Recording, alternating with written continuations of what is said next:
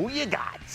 Okay, RC, who you got between the Bears and the 49ers? I'm taking the Bears. Listen, I'm looking at the Bears' run game and what they've been able to do, the way this defense turns the football over, and Caleb Williams being clutch this entire season with the fourth quarter comebacks. I truly believe in Ben Johnson and his message to this team. The defense, to me, is coming along, and I expect this to be a very tough game, but the Chicago Bears find a way to edge the San Francisco 49ers. Mike T, which team do you think has more to prove? The 49ers, this is a massive opportunity for them. They win tonight, Monday night, and they win out, guys. They don't have to leave San Francisco, and this offense is very underrated. They have not punted in the month of December, and you look at the way Brock Purdy is playing right now, guys, and I know, like, with the trivia question, he has not played the whole season, and Mac Jones has done a heck of a job. They get Ricky Pearsall back.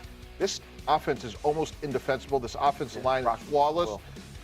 Christian McCaffrey's having another great year. This is a team that, to me, is a sneaky Super Bowl contender. You look at the Niners here, they're 5 wins. They've had multiple turnovers in those 5 wins. They've been averaging like 34 points a game.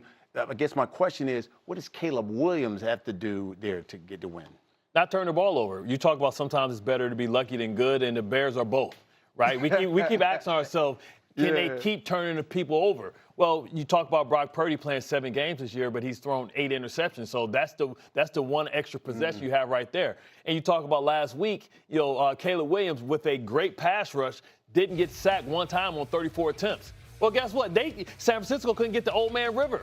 So now you're talking about Caleb Williams being able to drop back, process, and be able to find holes in these zones with Robert Saleh. We know Robert Saleh is not a guy that's going to blitz a lot, so that means there's going to be opportunities to make plays down the field. And also you talk about this run game, so that means that you're going to have to put somebody in that box, 8-man box, that creates one-on-ones on the outside and opportunities for Caleb to use his athleticism also to feel emboldened within the pocket. You know, when you're not getting your uniform dirty, you feel real proud about yourself. You'll stand nice and bold in that pocket. Yeah, also, too, though, when you watch the Chicago Bears play, there are a lot of those sacks that Caleb Williams avoids because of his athleticism, because of his elusiveness. And I think that's been a huge part of the way this team has operated, especially in some of these comebacks, is him being able to not only pick up first downs with his legs, but create second play opportunities. Yeah, both of these teams have been questioned. You look at the Niners, they've been rolling. People are like, they're winning games, even though they've been under the radar. They haven't beaten any world beaters. Then you've got Chicago, who's beaten some good teams, but people are like, I don't know if I really believe that they're that good. Now we're going to find out which team is for real. Right, the reason for that, for me, the skepticism is when you drive to the stadium and say, like, oh, gosh, we got to turn this team over, it's really hard to have that to be sustainable. Now, Kevin Byard, Nashawn Wright, who's gone from a street free agent to a Pro Bowl, deserve a ton of credit. I just don't know week in and week out if it's sustainable. I mean, I think both offenses feels like they can get the answers to the test from their coordinator / head coaches, right? And I think, this is a matchup potentially of who should win Coach of the Year. Because I understand what McDonald's done, but you got to get in Liam Cohen as well. But you got to give a lot of credit to Shanahan, who had a hurt team. But nobody's seen the Bears. Come on, nobody. I agree. Nobody. we had the Bears in the basement of that division. We thought that every team ahead of them was better. Week 1, they lost to J.J. McCarthy. Exactly. Yeah. This team has just truly gotten better the entire year. All right, let's stick with who you got. Eagles, Bills. Who you got? This was a tough one, but I got to go with the more complete team. I have to go with the Eagles. You talk about, James Cook and what he's done in his last 4 games, rushing for over 100 yards in each one of those games. But you talk about Antonio Brown. A.J. Brown. A.J. Brown also has had 95 yards in 4 of his last 5 games, so it feels like they're trying to spread them out and create one-on-ones on the outside, which is creating run lanes for Saquon Barkley being able to run the ball. The Bills can't stop the run. I got to go with the Eagles, man, in a close one. So does that mean Saquon going to run all over the Bills? Well, no, I think Saquon's going to have a day, but this is going to come down to which quarterbacks doesn't make a mistake, right? Because when you look at both of these teams, they're going to be able to run the football. I think James Cook is one of the more underrated players in all of football. He's a top 3 running back, in my opinion. But when you watch the Bills down the stretch, it's been Josh Allen going above and beyond the X's and O's in order to make plays in the pass game. Jalen Hurts doesn't have to do that, and you're going to be throwing against Quinyon Mitchell, also guys like Cooper DeJean on that back end, who we can see and have seen make plays. Whichever quarterback protects the ball the best is the team that wins, and I think the Eagles will do that. We keep talking about Super Bowl windows and things of that nature. I'm going to go bigger picture here, Mike T. When we talk about the Bills, will their defense be the downfall for Josh Allen not getting a Super Bowl win? It quite possibly could be, Brian. That's a massive concern because Josh Allen's Superman. And when you think about their offseason, they signed Joey Bosa. They draft Max Harrison in the first round. Yeah. Then they take Deion Walker, T.J. Sanders in the second round.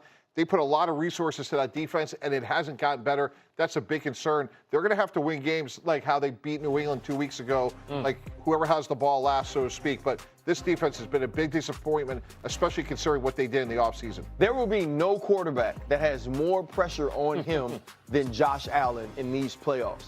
There is no Patrick Mahomes. There will be no Lamar Jackson. There will be no Joe Burrow, which is the lump of names that Josh Allen is mentioned with and mentioned with only.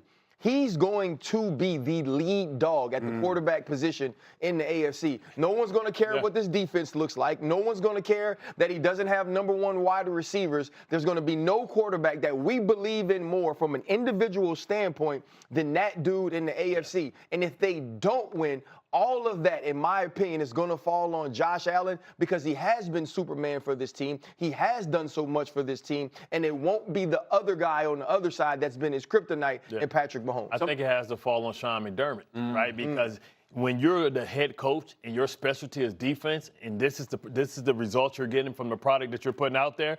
I mean, you talk about Josh Allen on the other side. I think Keon Coleman was a bad pick. It hasn't worked out. He's been inactive, a couple of times this year, and it's it's come down to James Cook. Dawkins on the outside being that dog in the run game and being their physical leader, but also Josh Allen. That's not enough. That's not enough to go in against some of these quarterbacks and some of these teams to be able to win. I think it falls on McDermott. All right, we'll see what happens. That seat will probably be hot if they're one and done. What do you think of the performance of Bo Nix? Last night was a microcosm of Bo Nix' season. There are some plays you wish you could get back, and then at some point you're going to need him in the fourth quarter, and he has the ability to show up. Here, we're going to see early on in this game, this is a simple boot. They're going to get a cover two. You sit this guy down right here before he gets to the corner, and you can get a catch and a run. Instead, he tries to make the whole shot. He throws it behind him. It's an incompletion. Now he's going to get outside of the pocket. He has an opportunity to push the ball to Lil Jordan Humphrey, but the sideline is right there. He can't throw him away from the coverage. Christian Fulton closes, and he has a chance to tip the ball to Bolton for an interception. Now watch Bo Nix operate late in the game. Here, you're going to get a zone pressure. They're going to bring two from the bottom. It's going to be cover two. Now Bolton is going to move out of the middle of the field, and he's going to attack the flat. Lil Jordan Humphrey gets a middle read, catches the football. It's catch and run. Just like we saw early on when Bo Nix gets outside the pocket, sometimes he makes bad decisions, but he's one of those guys. He's fearless, gets outside the pocket. Cook is going to be on R.J. Harvey here. He throws him back shoulder to make R.J. Harvey uncover, and that is the secret sauce of Bo Nix. And so sometimes you got to live with the bad so you can get the good. But every now and then you have a game like we saw against the Green Bay Packers where his legs started to play a part, and then he executed at a high level from the pocket. You need that Bo Nix in order to win in this playoffs against guys like Josh Allen, guys like Trevor Lawrence, who they saw last week, and even C.J. Stroud of the Houston Texans. So that's an excellent breakdown. What do you think when you see Bo Nix? Yeah, I think this team has a really high floor and a low ceiling. He averages 6.4 yards per attempt, which is not very good. It's 28th in the league. So, and you go back to last week, Trevor Lawrence they outscored Denver. So Denver is well coached. Bo Nix doesn't make a lot of mistakes, but when they have to